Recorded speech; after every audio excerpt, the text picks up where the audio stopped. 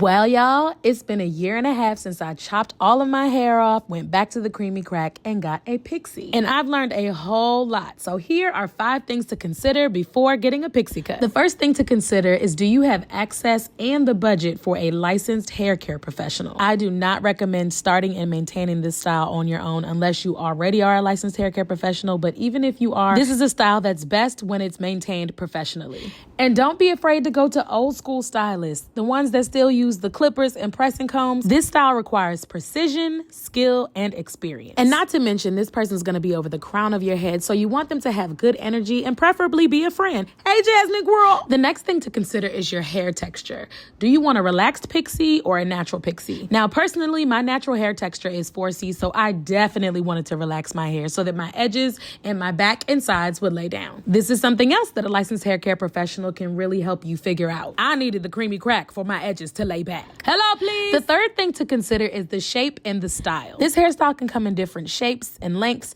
but you should consider your face shape and the maintenance required based on the length. Now, personally, I'm a 90s pixie girl, so I need the clippers, I need precision, I want the yank, yank, yank. But you may want the more current pixie, which is shaggy and longer on the sides and back. One of the benefits of having a little bit of a longer pixie is that you can cover up the sides and back when they get a little nappy. But as for me in my house, chop it off! If you've never had short hair before, it may be jarring to see yourself like that. So I recommend starting on the longer side, because you can always go shorter if you go long, but you can't go longer if you go short. Also, the shorter your pixie, the more frequent the maintenance. Which leads me to my next thing to consider: your lifestyle and time commitment. This is not a low maintenance hairstyle, but the maintenance isn't difficult. It's just frequent. So I do my hair pretty often, but it takes very little time. My salon visits are about 3 hours because it takes time for the chemical to process, and I spend about an hour and a half under the dryer. Like I said earlier, I have 4C hair naturally, so even relaxed, baby, it's thick. So it takes time for all of the hair strands to get completely dry. And now we pause for a toast because our show is airing on BET Plus.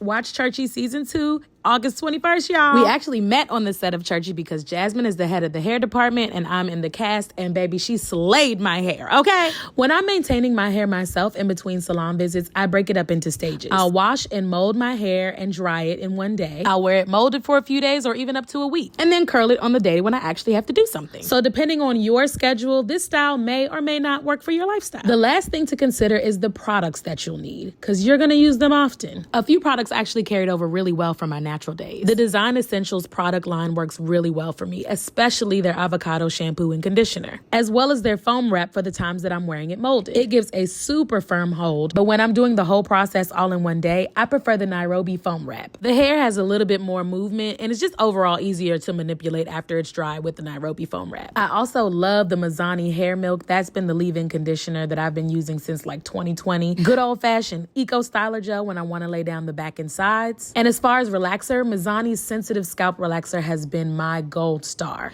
I no longer get chemical burns during the relaxer process, and this relaxer is why. I will also say that Design Essentials and Mizani are not cheap products. You will have to invest, but it's your hair, so why not? You'll also need fine tooth and styling combs, light oils, and a lifetime supply of wrap strips. All products you can find locally or online. So if you're considering getting a pixie cut, I hope this helped. And if you already have one, let the girls know in the comments some more things to consider. Living this kind of life. I love when they play gospel music. Secular function. My favorite.